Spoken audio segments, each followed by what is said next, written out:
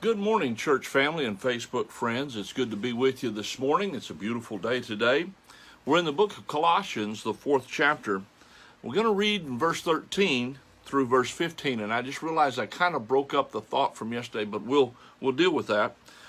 The Apostle Paul says, "For I bear him record that he had great zeal for you, and them that are at Laodicea, and them in Hierapolis. Luke, the beloved physician, and Demas greet you. Salute the brethren which are in Laodicea and Nymphas, and the church which is in his house." So we see here he's continuing to talk about a man by the name of Epaphras. And Epaphras had a great concern for this whole region. Colossae, Laodicea was near there. Apparently Hierapolis was near there. And then there was a gentleman by the name of Nymphas who had a church in his house. We're not sure where he's located. And so Epaphras had this great concern for these churches. And that should be, and it wasn't just a concern. Paul said he had a great zeal. He had a great desire to see these churches advance and carry out the Great Commission. And we should have that same great desire, not only for our church, but for other churches to advance the Great Commission. And so Paul, as he's winding this letter up, is just referring to some people. He mentions Luke, the beloved physician. This was his personal doctor. He mentions Demas.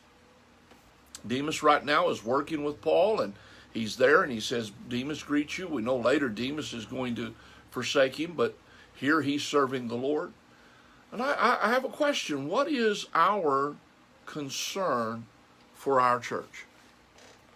What drives us when it comes to our church?